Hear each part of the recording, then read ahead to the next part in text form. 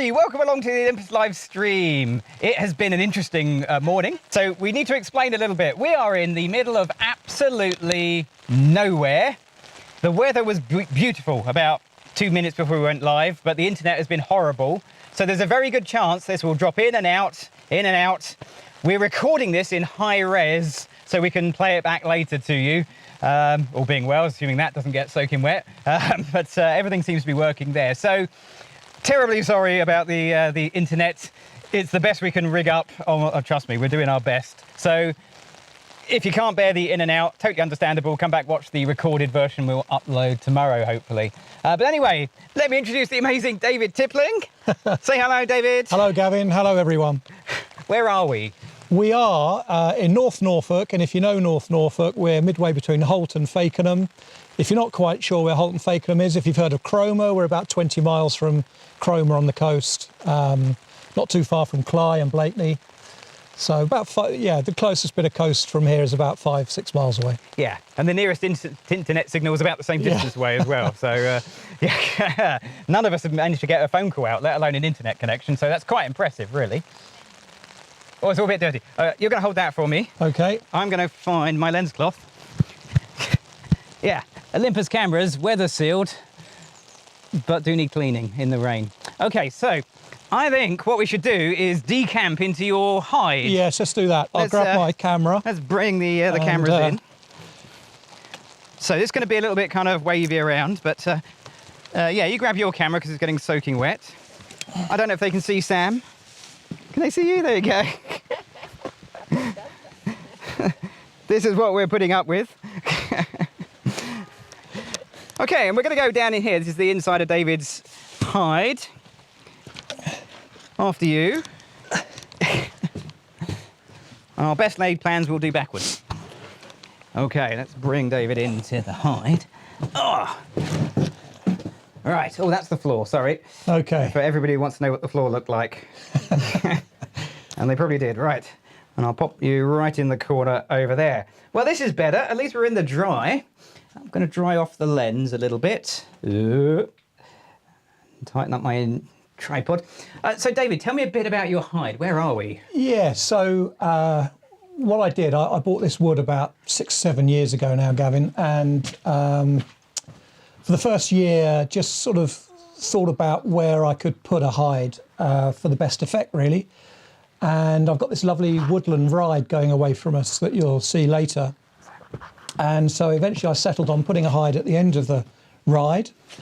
And then my next job was to dig a pond. So we've got a little pool out the front as well, which we'll show you a bit later too. And so the hide overlooks the pool.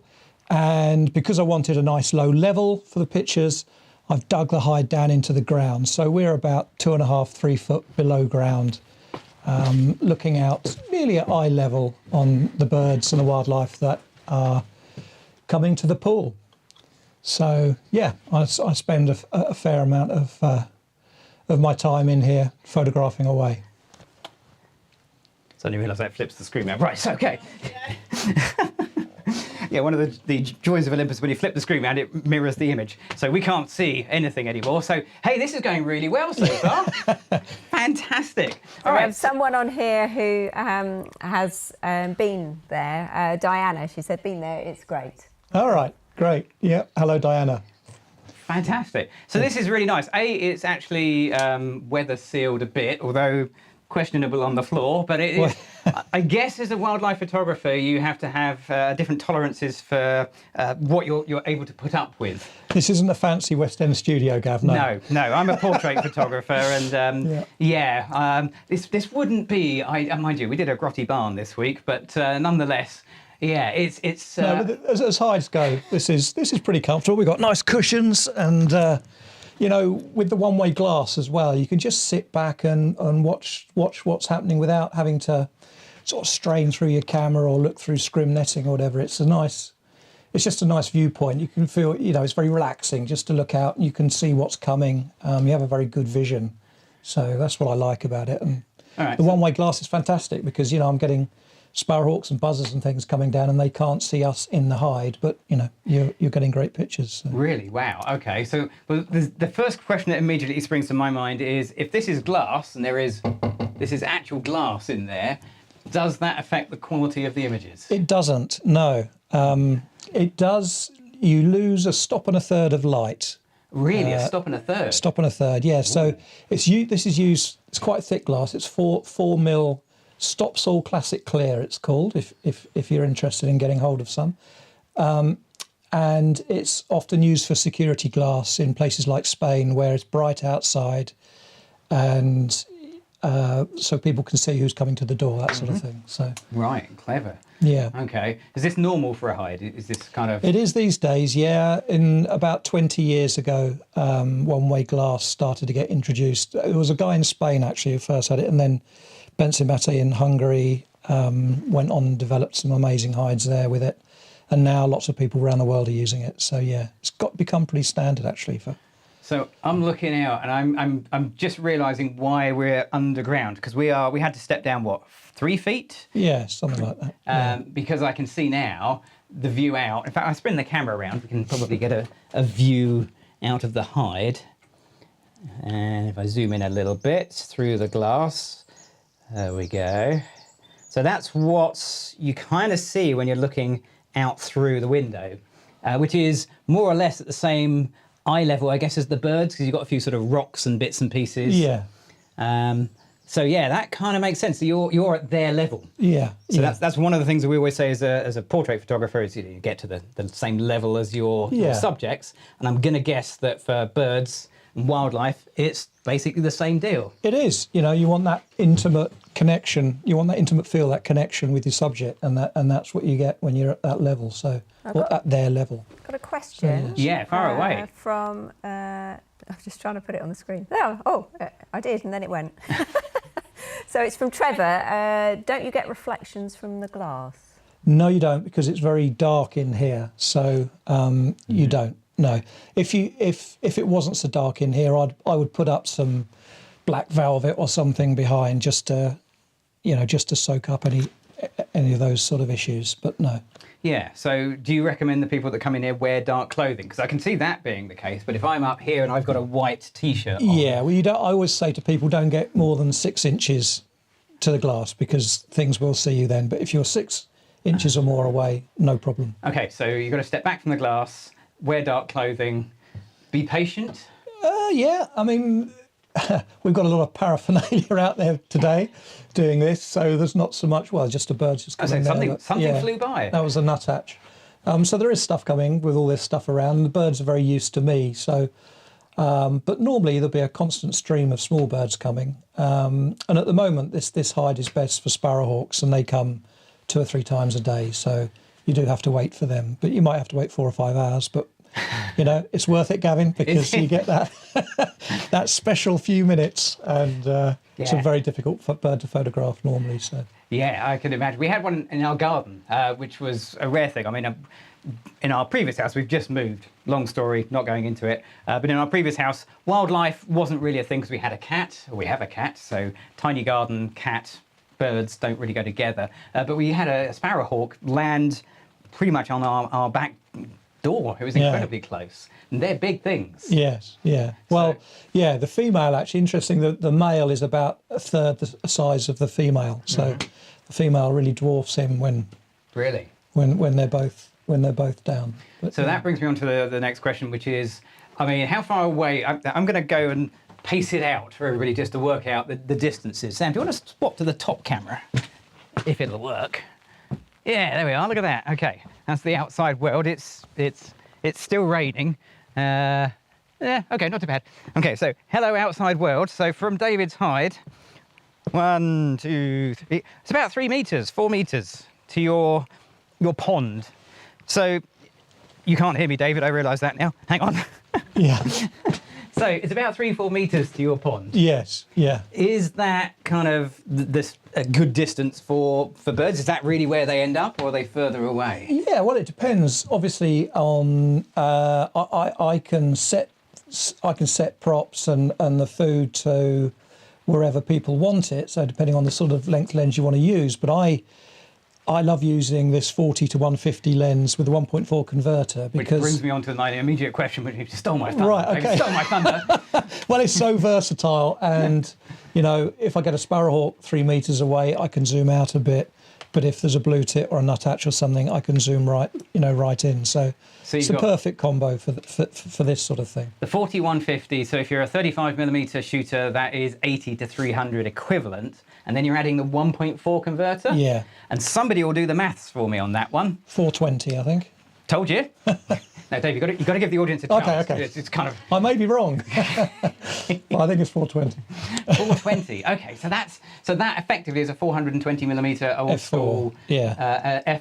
F4. So you yeah. lose a stop with the 2x converter. Yeah. Which is okay, and then Yeah. you lose another stop and a bit with the glass. So what sort of shutter speeds are you looking for? So depending, I'm a big fan of keeping ISOs low. So Me too. I don't like going too high, and I really don't like going much above 800 if I can help it. So I'll shoot when I can at 200 ISO, and I'm quite happy if I'm not doing action here and I'm just getting perch shots. I have this set 18 frames a second, and as soon as the bird's down, I'll rattle off 18 frames. I might be shooting at a 15th or a 30th of a second. It's so good, the image stabilization handheld, that I know that out of those 18, 20 pictures, I'm going to get one or two. They're going to be tack sharp. So I think from that point of view, you know, keeping the ISO low, just shooting a lot of images, it's quite a good way to go. Mm-hmm. So quantity is the key. Yes. You've got to take enough to get one good shot. Yeah. But if I'm doing, so I really like this combination for Pro Capture. So I use Pro Capture High. So I pre-focus, and we'll show you some props shortly. But when the rain stops. Yeah. But when things are flying in and out, I'm pre-focusing on one of the props, and then just moving the camera slightly and waiting to hopefully get flight shots in and out. And then maybe I do have to go higher with the ISO. I tend not to shoot those kind of pictures on days like, well, it was sunny, half an hour ago. It was so beautiful, sunny. and I would have been, but not now. Far away. Bear with me. You just have to read it out. You don't have to put it on screen if it helps. Yeah, it's probably easier. Yeah. So Ken asked, what is the best metering mode? The best metering mode, okay. So I'm just got it set to center weighted. I would have to look to see what I have got it set to, but it's something, you know. Have you changed it from the? I haven't probably changed it. So Ken, it's ESP mode. Okay. There we are. You see. There you go. I've learnt something there. ESP mode. Yeah. No, honestly, I only found that out the other day because I had the same question on one of my live streams, and I'm like, oh, it's whatever the evaluative kind of. And ESP. I've never looked. I've never changed it. I mean, it's so good. Why change it? Yeah. And Roger asked, do you have any baits down today? Any bait? No, not. Well, we've got some bird food out there, but that's all. We've just got a few small birds coming. So what's the attitude with wildlife photographers and actually staging photos? Is that an okay thing, or is that frowned upon? Oh, that's a big debate, Gavin. Is it? Depending on what you're talking about, this sort of thing, I don't see any issue at all. Where you're putting down food for woodland birds and stuff. It's not. I don't think it's an issue at all. You don't have any sort of trained kingfishers to come in and splash in your pond? No, I don't. This isn't a sort of a kingfisher site. But yes, yeah. That's the end of my knowledge. Okay, yeah, but no, no. That's there we've got a robin out there now. Look on the on the log, but. Yeah, they probably can't see that in the audience. And if I switch the camera, you see? The second I get up, and I've only got my 12 to 40mm lens on here, so I go. You said there'd be no birds. You said no birds would be coming down because Sam's so scary. Yeah. Cheeky. A couple of other questions. One from Terry. What camera body have you got there? So I've got the Mark III on here today. The EM1 Mark III? Yeah, the M1 Mark III. I also use the M1X, and I've got a Mark II as well. But for this combination, the Mark III is great. Small, light, compact, does all you need. And because, particularly if I'm shooting in Pro Capture, I'm holding it for quite long periods, so you know you don't want to be holding anything too heavy. So I tend these days to use the EM1X more on the big 150 to 400 than anything else. So yeah, I can see the advantage of the bigger EM1X for that kind of lens. Yeah. Although it's not a big lens by any stretch of the imagination. I mean, it's a bit big for what I do, but for what you do, Yeah. that balance is probably better. Yeah. I also yeah. see you've got the tripod collar attached as well. Yeah, And because I always take quite that off. like The first thing I take that right. is gone. Well, I when I'm holding it for long periods, I just hold it in my hand like that. It just Let's zoom in a little bit so those at the back can. There we go. See David or Clara. Yes, those at the back. So yeah, and I always keep it on. Okay, so then that leads to the question: is do you actually use it as a tripod or a monopod mount, or is it just for like a handheld handle? Or Just hand holding. I used to use monopods and tripods all the time, but in the last 4 years since switching to Olympus Gav, they're in the corner somewhere. I get tripods out for this. There's one tripod, and that's pretty much the only time it gets used nowadays. Because the image stabilization is amazing. It is, and it's just you're so freed up. You know, it's. But that's interesting because I can see there's little areas where you've definitely got things ready to go. There's a log, there's a moss-covered mound there. So I could imagine that maybe a tripod would give you the ability to do that, but you don't need to. I guess even then they move around, the birds. They can't be that I can just quickly go, you know, wherever the bird's coming. Sometimes actually I set up a tripod in here, and I've got a big video head, and I put a beanbag on top of the tripod and just rest it on a beanbag, and that's quite effective. Yeah. I mean, that's quite a nice way of using a tripod if you've got one in a hide and don't want and you want a bit more freedom, so you can just either have it on the beanbag or move it around, or move it around handheld. Because there's no tripod mounts. I've been in places before, and I think I've seen sort of tripod spots. There's like Yes, I thought long and hard about that because a lot of these types of hides do have tripod mounts. Tripod head mounts, but not in here. I did decide against that. I've got lots of various other reasons. questions. Yeah, far away. Jeffrey asked, what mode do you shoot in? Manual, always manual, Jeffrey. Really? Yeah. Interesting. Yeah, it's partly maybe because of, I come from shooting film, and in those days, I always knew with Kodachrome 64 it was 500, 5.6 on a certain light and stuff. And, in those days, you're not got a histogram or you're not seeing what you're getting on the back of the camera. So, you just learn different lights for different exposures. And I just haven't changed the way I work. And I work so I have the front button for my aperture, back button, front wheel, sorry, back wheel for shutter speed. And then, that's pretty much it. So do you advocate that to people that come in? Because I go back to the film days. I'm as old as you. And I couldn't wait to get rid of manual. Right, okay. I do it all the time with Flash. With Flash, manual is essential. But for everything else, I'm just getting old. I just want the convenience of, I'll choose an aperture. It's almost certainly going to be wide open. And then just let the camera do the rest of the heavy thinking for me. Well, I don't necessarily, but one of the benefits of it, particularly with bird photography, is sometimes you might have a bird that's got a bright white throat or a bright white wing bar or something, and you've got to be careful you don't burn out the detail in those whites. So if you've got something too automated, sometimes if you're not careful you can do that. So I just like the speed to be able to quickly change something here when I'm in manual, but you could have it in shutter priority or whatever, and still obviously make finite adjustments very quickly. It's just the way I work. Works. Yes, I guess it's whatever works for you. Ultimately, it's the photo that counts, and you've got to be comfortable with your kit and your methodology. Exactly. I always say to people, just do what you feels comfortable. So that brings us on to the question then: if you're thinking of possibly burning out highlights, are you a RAW shooter, a JPEG shooter, or are you a combination of both? I'm glad you asked that. I knew someone was going to ask. Yeah, definitely. No, totally RAW. I don't do RAW and JPEG. Just RAW. Yeah. Fair enough. We could actually have a look at some photos, actually, couldn't we? Yeah, Let's have a quick look. Says he with the confidence of somebody who isn't looking at the technology that's going horribly wrong in the background, I'm sure. Just a second, Sam. Okay. Should we have a very quick look at a few photos? So this is when you're close to the glass. So, Sam, you want to jump to my laptop if you haven't already? Can you see it? Yeah. Oh, cool. Okay. That's right. We can move on quickly from that one. Oh, but that's no. I think we should definitely zoom in on that one. Look at that. There's a man of earnest. Yeah. Yeah. Okay, David. I'll move on. So this is taken in the pool. So one of the things I like to do with the pool. So this was here. Yeah. So this is I thought here. that was a river. No. These are all here.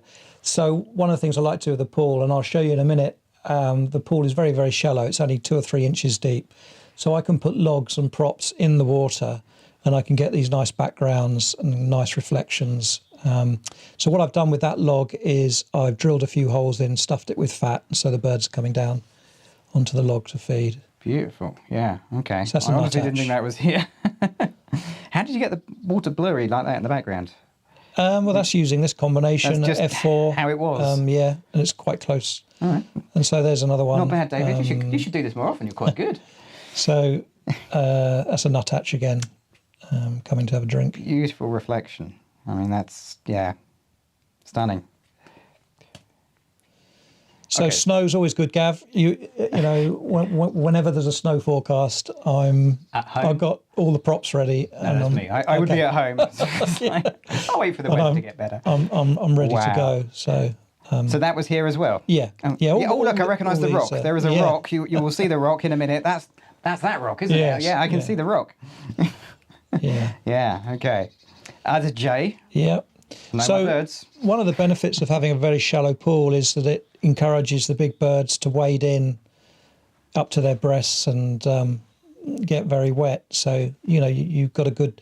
It gives you the opportunity to get nice clean backgrounds, reflections, Yeah, nice. and sort of keep it simple.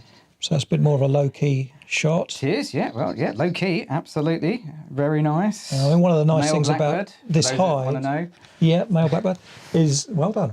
Is the light comes up behind us and then goes around. So in the afternoons you get quite nice side lighting here as well. Yeah, I So- noticed that. So the light at the moment is pretty much behind us, so it's falling away from the windows, which means we're not shooting into the light, we're shooting with the light. And as it goes around, I guess we get more side light as Yeah. well. So I don't know what direction that is. You probably do. Yeah. But it's, I noticed that was actually rather nice touch. Greater spotted woodpecker, or Yeah, you know your birds, don't you? Yeah. I do know the birds, yes. Do you know the age of that one? Yes. That's a juvenile. Well done, Sam. Fluffy hair. Very good. Yeah.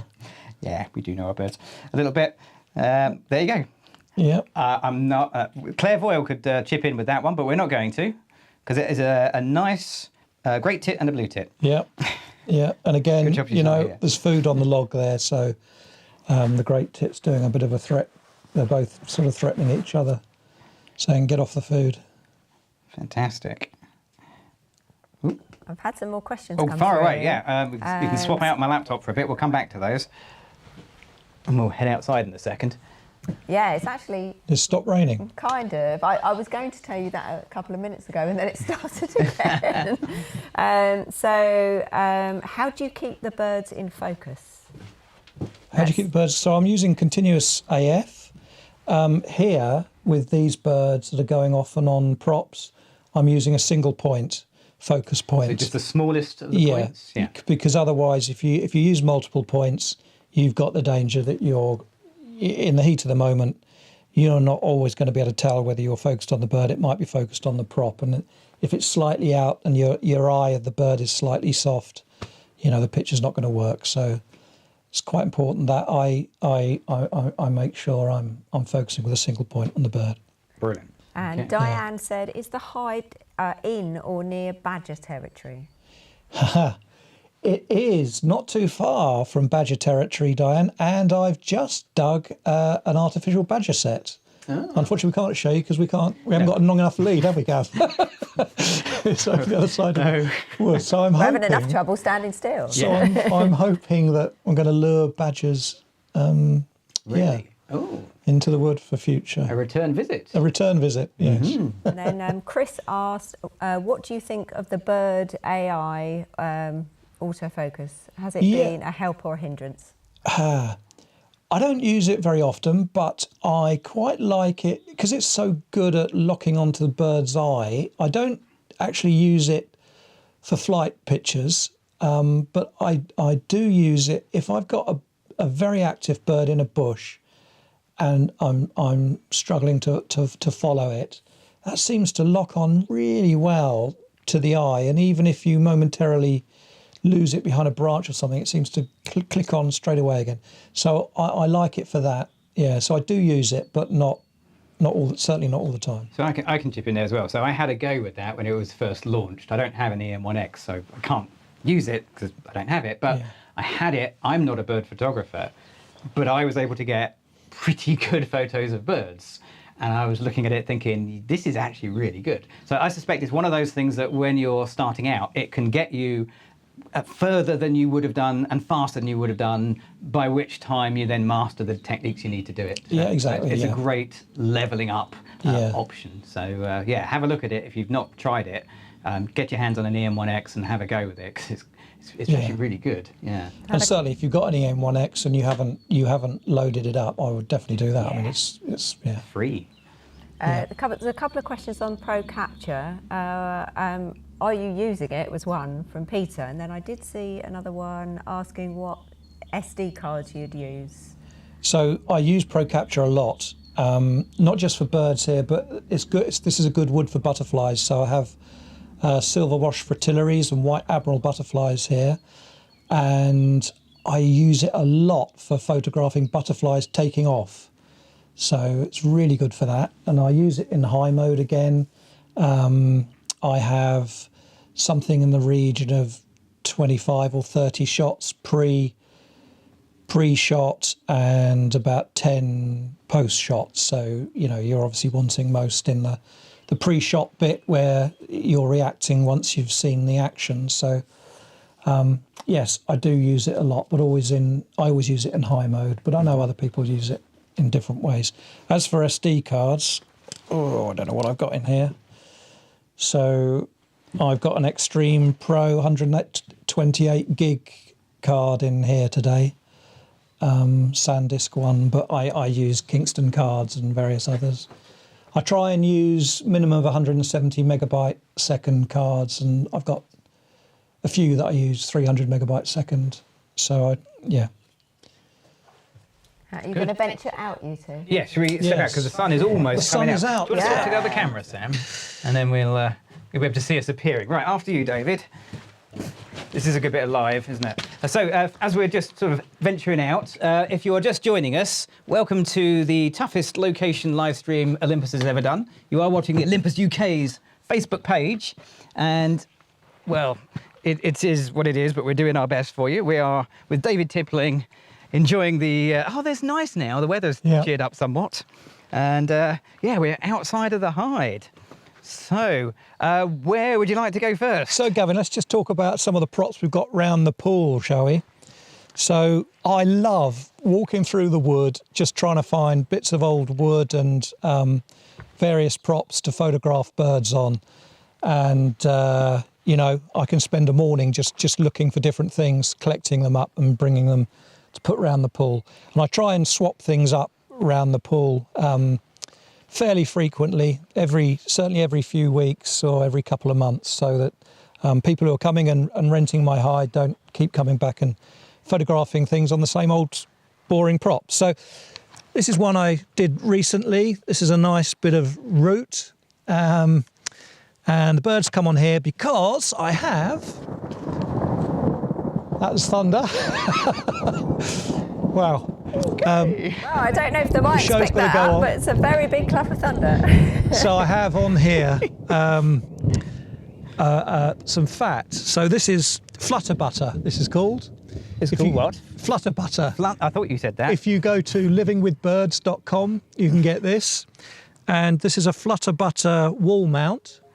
So these are really good because you can just fix these to wood, put your flutter butter on, they just click on like that, and you've got a load of food there, and that will last quite a long time. So rather than drilling holes and stuffing fat in or chiseling bits out, using those is a really good idea because it lasts longer, and in fact it works really well with this perch. So that's the flutter butter on there. Moving around here, Gav. You okay? I'm If following you on the follow camera. me. Okay. You keep going, David. So, got a stone that I acquired, and I quite often dress this with a nice bit of moss. I know it's a bit twee moss, but you know, sometimes I leave the stone bare, but nice bit of moss. And that was the stone we saw with the snowy photo earlier on. Yeah. So, nice bit of moss, and when the birds are coming in, so we've got bramble either side, and woodland birds, small woodland birds, love cover. They need to dive into cover occasionally if a sparrowhawk's coming along. So by putting the food quite close to cover, you're going to get more birds coming. They're going to be a bit more relaxed. But also by having perches between the cover, the bramble, and the food, it means they may well stop on these perches on the way, and that gives you the opportunity to photograph them. So how long do they stay there if they land there? You get Not very often, but sometimes what I do is hide a little bit of food behind, and so they'll go on then. So that's that. So we've got the log. We showed a picture, I think, didn't we? A log. So got a log and nice bit of gap here. Oh, there's tadpoles on here, so I'll put it back in. But stuff fat in there. And that's laid down in the pool, and because you're low, you don't see that. Wow, it's a hell of a storm coming, I think. over there somewhere. So There's a storm. Slightly worried that that's our antenna. yeah, Not the highest thing around. I think we'll be okay. I think we'll be okay. We'll carry on anyway. Yeah, keep going, David. So here's a few props to have a look at. This is one of my favourites. A Christmas tree holder. Get yourself a Christmas tree holder because this is brilliant. If you've got a garden and you're photographing birds in the garden and you want to photograph a woodpecker on a log or something and you don't want to make a big hole in your garden, sticking the log upright, one of these Christmas tree holder and you can stick it in. Is now a good time to buy one of those, do you think? Oh, my prop's just broke. My prop's just broken. A little bit of gaffer tape. So Only on just gonna- live, David. That's how it goes live. show this as well. So I've chiselled this out, and I think we've got a bit of video. I don't know if we're able to show. Oh, now you want that now? The Do you? woodpecker, Okay, right, fine. On this, but I've chiselled this out and put fat in. I've gone for this because I quite like the idea, the composition of having a bird on Jump to my laptop. on one of the angles, and I don't know if we're seeing that now. So that's a woodpecker in the snow earlier this year, and I've got some nice stills of that on this by putting fat in the holes there. So that's that.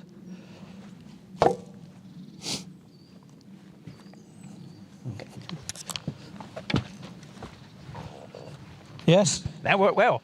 That was good. Good. We're back on. Oh yeah, back David, on. It's all So- you again now. Right. So one of the things I love doing, apart from walking around the wood looking for props, here we go, another rumble, is to visit the local reclaim yard and look for things that might be interesting for birds to perch in. So I got this fairly recently, and I'm going to set something up here with probably some food just behind the window and try and get a little blue tit or a great tit, or perhaps a pair of tits in each one, to make a nice, a nice sort of urbany type shot. So, moving on. Right, where are we going? We got Right, over here. Shall I bring this over? No, I can come into you. There we go. Okay. We've got the power of the 12 to 40 millimeter Olympus lens. You're nicely in the frame. Right. So the other thing now with props and perches. So I quite like to. So this is a nice sort of sprig And Local wood. yeah, You literally yeah, just picked it off the floor. Yes, Did you spend, like I would, ages choosing the exact right one? I did. Yeah, I knew. Yeah. Not like I that spent one will about do. 10 minutes looking, because when I'm looking for something like this, I'm trying to think, where's the bird going to perch, and how's it going to look? And so you've got to be careful with these sorts of perches, because if you have too much vegetation in an area, but you're thinking, oh, I'd like the bird in that bit of vegetation, chances are they're not going to go in it, because they're going to look for a bare bit to perch on. So I would expect the bird either to perch here or here. And Would you have it vertical, or do you put it at a well, this was jaunty growing angle? vertically, so I would have it vertically. Right. If something's growing vertically, I tend to try and set it up vertically, because I think it then looks natural. And so what I do, so I have the flutter butter again. So we've got flutter butter pod. Yeah. Good thing about flutter butter is that you can't get too many birds on the food at once, so it means they have to stop and wait their turn. So they land on the perch. How many So times do they that's land on idea. the grip arm by mistake? Quite a bit. Yeah. You've just got to persevere. And the other thing I like to do, because the light is coming from It's coming from behind the camera. from yeah. behind the camera, I'll often use reflectors. And even now, look, there's no sun, but you can just see it just lifts it a little bit. A silver reflector. Is it white on the other side? No, it's gold. Do you ever yeah. use the gold? I have done, No. but not very often. No, we don't Yeah. live in California. No. It doesn't work for us. How But it anyway, works. I quite like using this sometimes. It just lifts the picture and gives it a bit more of a 3D effect, I think. And you got it at nice heights. Would you normally keep it about that height for that sort of perch? So round. Well, you've got to be a bit careful, of course, because you've got to make sure it's not in the background. So I would probably, we just quickly put this up because of all the rain and everything, but I would fiddle around with this to get it. What rain? I'm going to say two Working, things. right. What's that? I'm going to say two things. Go for it. It's 1:45, Good. okay? And it's going to rain soon. Okay, don't worry. Okay, so just bear that in mind. Grab something when you run in. Okay. Let's talk about this. So let me move the camera around and we'll see what we can get. So have we got the blue tit Sam in the nest box? I don't know. Is that a video? Yeah, Hold on. yeah. If we play that, then I'll show you how that was You keep talking. I'll that was play done. It. Okay, so I wanted many years ago to get pictures of a pair of tits and their family in a box, and quite often you see people rigging stuff up so you've got the camera looking down on them, but I wanted to try and get a shot that was looking through the box so that you could see the bird coming through the hole. So I don't know if are we looking at that? We're looking at that now. So that's just some movie. So with the stills, I'd crop in a bit more to get rid of the edges of the box. But this is I'll show you the box when we're back live on me. Okay. That's it. That's it, Yep. okay. So this is the box. So basically we've got a nest box and we built a box on the back of it. And then inside, Gav, I don't know if shall I bring this over or are you coming over? Let's see if we can meet in the middle. Look at this. I can be rude about Nikons as we're Olympus, but that's what you do with You should your never old do that Nikons. to any camera. That's... Anyway, that's So is that the one that was filming? that's the dummy. So I have a little dummy camera in there, a bit of glass to go between the dummy and the thing, and you can you see? Hang on a second. Let me just get the... There's do a little the bit of... There we are. there's the chamber, and so So what's the little bit plenty of of wood? room. Is that a little bit of wood in there? It's starting to fall apart, actually. Gav. Okay. I thought that was something impressively clever. It's seen better days. It's about 10 years old now, this. But so yeah, so that's it's a good project. If you've got a garden where there's blue tits or great tits nesting. And I suppose the last thing,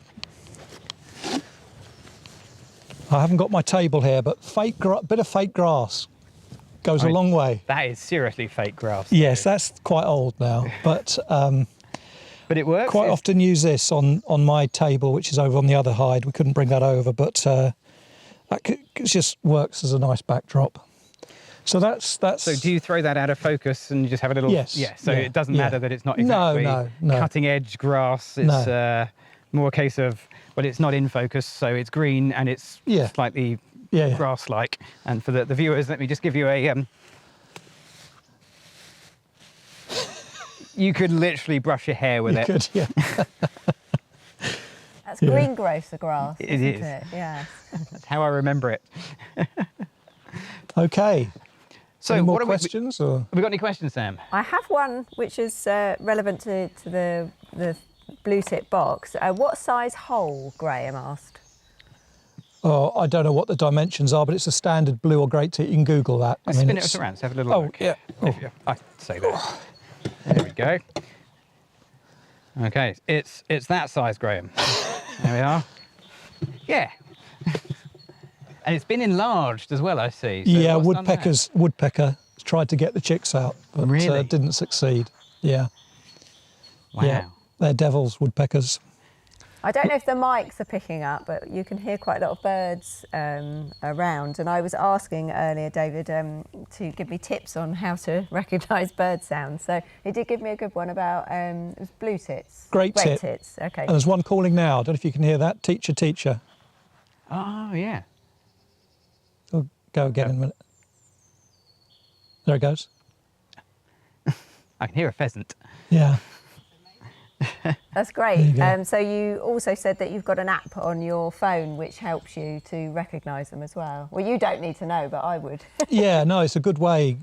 These apps these days have little pictures of the birds and then the sound. So if you hear something in the garden and you don't recognise the song, but you sort of glimpse the bird, you can, play a few tunes until you hear the right one. But this is all very atmospheric. I love the sound of thunder. It's, Yeah, normally from the inside. Yeah. yeah. Okay, right. Okay, so we have done more or less 50 minutes, I think now. Okay. So anything else we need to cover before we wrap? I think we could go on all afternoon. So first of Gavin, all, how can they get hold of you if they want to come here? And if yes. So if you want to come here and use the hide, it's available for hire for a start. it is. Yes. Yes. So norfolkphotosafaris.com for that. My blog on davidtipling.com, but you can also get through to the details of the hide through that route. And for all the little bird paraphernalia and stuff, livingwithbirds.com. Fantastic. So, yes. That's really good. And you've even got a little wildlife pond. I was just looking down here at the wildlife pond. I'm not sure if I can get it. I'm going to have a go. But there's things moving there we can't see with this lens. But it's alive with, what have you got in the pond? Oh, so we've got smooth newts. There's thousands and thousands of tadpoles, dragonfly larvae. It's in there and somewhere. it's very, very shallow. Look, it's very Hang on shallow. 1 second. Oh. Don't step on the tadpoles. How shallow? I've got wet feet doing that, Gav. So there you go. Yeah, you had willies on earlier. What Yeah, happened to so I your took Wellington them boots? So yeah, it's very shallow. You've gone out for the cameras, is what it is, isn't Yes, it? You've dressed yeah. up smart for I the have. cameras. Yeah, I I knew have. it. Sell out. Okay, fantastic. Right, so I think we should probably wrap it about there, if everything's okay, Sam. Okay, smashing. I'm just going to give a shout out to, first of all, I'll come around the other side of the camera. I'm going to give a shout out to Olympus, who have made this possible. So And huge being in the thanks. background as well. So Who is- Charlotte's, I think. Charlotte squashing the spammers? Oh, I don't think there was any actually. But she's added the links to David's Safari, Photo Safari. Fantastic. And, Thanks, Charlotte. And yeah, so all the links are in there if anyone would like to come along here. Brilliant. Superb. I'm going to spin the camera around because if you haven't seen the beginning, you need to see the technology that is going on here. We have an aerial that's connecting to a very distant internet connection. And then way over there, underneath the big blue umbrella, there she is, Sam on the super switcher. You don't normally get to see her, but she's been working very, very hard over there. So It's so glamorous here. it's been a bit of a technology kind of fest of trying to make things work. So apologies for the slightly temperamental, and I think that's understating it, situation with the internet. But I've enjoyed it. It's been really good fun. I've got to find out things about wildlife that I didn't know. And if you're an existing wildlife photographer, hopefully you've got a few little inside tips from David as well. So David, anything you'd like to say, or we shall wrap it up there? Yeah, no, thank you very much. Thank you, Gavin, for coming, and Sam for doing all this behind the scenes, keeping it all going. It's been a fun afternoon. Yeah, and it's been really enjoyable. Really enjoyed it. So here at Olympus UK on our Facebook page, we have new stuff coming all of the time. So stick around on the page, go have a look at the events. Monday is normally the day when the events, or tomorrow as we call it, is the day when new events tend to get launched. So check out the Olympus UK's Facebook page. I suspect we'll be back here again. I hope so. In one form or another. With a better signal next time. Yeah, we'll bring a longer aerial Yes. or something. Yes. Absolutely brilliant. Okay, so all it leaves me to do is to say thank you very much for watching. Thank you for sticking with us. Thanks to David for being absolutely awesome. Thanks to the Olympus team in the background, but mostly you guys. You make it interactive. So even though we've had the world's worst connection, we've had questions from you. That's made it way more interesting. So thanks for watching. This is David Tipling. I'm Gavin Hoey. Keep taking photos. Keep safe. Thanks for watching. Bye-bye.